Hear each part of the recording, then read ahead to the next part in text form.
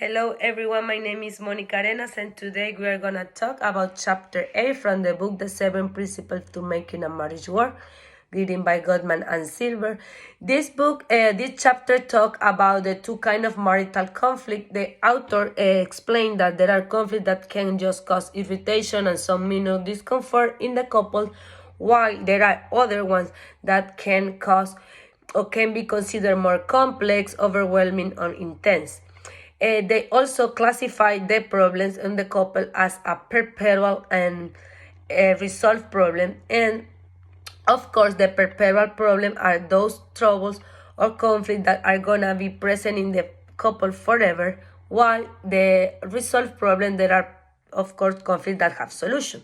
So they mentioned that it is important to the couple understand what kind of problem they are having in order they can find ways to cope with this problem. Okay, they mentioned that 69% of the couple have they mentioned that 69% of the troubles in the couple are considered perpetual, and that sounds for me a big number. And however, they say that even when a trouble can be considered perpetual, the couple can find ways to cope with this, and they are gonna find or they are gonna learn a strategy that help them to handle the situation. For example, avoiding situation or things that could be worse them, or instead they can avoid or change routines, or they can learn how to handle the situation and help them to easy them the problem. So of course, the perpetual troubles can kill a relationship that is unstable. So they mentioned that for some couple, the perpetual problem just can cause most frustration and stress, because they are gonna fight over and over and over again over the same situation without solution.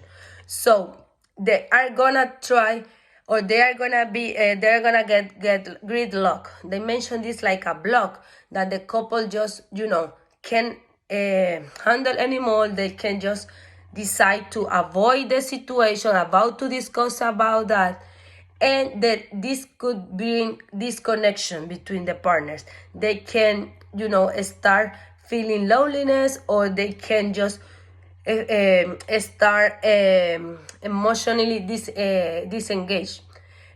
So the perpetual problems could be handled for the couple, like doing things that, okay, the problem is gonna be here, but we can work on this and try to just try to maintain our relationship even when the problem is there, or we can just avoid to fight about that, or fight and fight and fight over and over again. That in the end is it's gonna bring like parallel life or divorce, etc.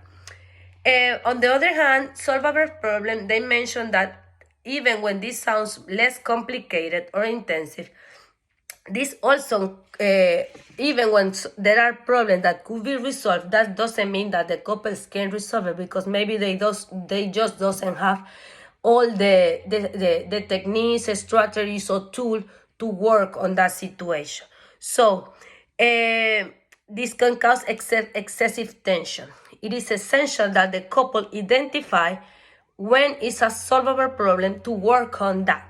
And we can identify when a problem has solution, when or is solvable, because it is just focused in a particular situation, is less painful and is less intensive. So and the more important thing is not underlying other feelings that is bring more conflict to the problem. So I was thinking in my own marriage, like for example, we like or we love to make parties at home. We like to host parties at home. So usually this day my husband and I fight, because he's always late. If I invite at 3, he starts dressing up at 3. So this is usually a conflict between us. Reading that, I was trying to identify if it's a conflict that could be resolved or it's a perpetual problem, just to find a way to cope with this. But I identified that this is an resolve or solvable problem, because I am not underlying another emotion with this. I mean, I'm not thinking like you are doing this on purpose because you don't care about my family or my friends.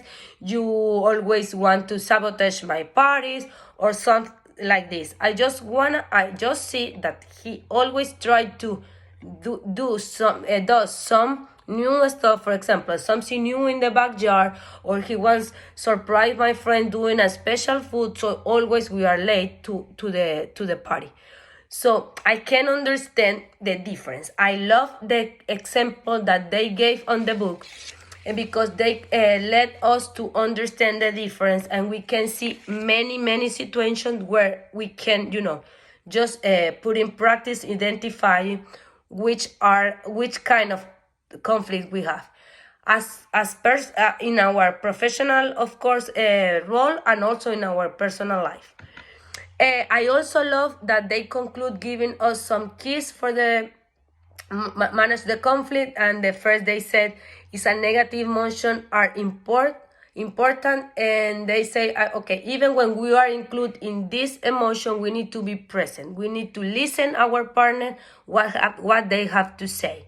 They say no one is right, and that is absolutely true. I consider that it's important, to understand that in a couple there are two sides. No one has the absolute truth, and we need to understand this in a fight, of course. The number 3 that mentioned the acceptance is crucial, and I think this is we need to remember this every time. And when we are doing a couple therapy, try to teach our clients that its basis for the relationship is communicate the acceptance in the partner personality. We need to accept the other one and try to work on that. And the last one that they mentioned is focus on fondness and admiration. This is vital to love, to care, and to always demonstrate that the other person cares us with love. I enjoy a lot this chapter. I hope you enjoyed as much I did, and see you next time. Thank you.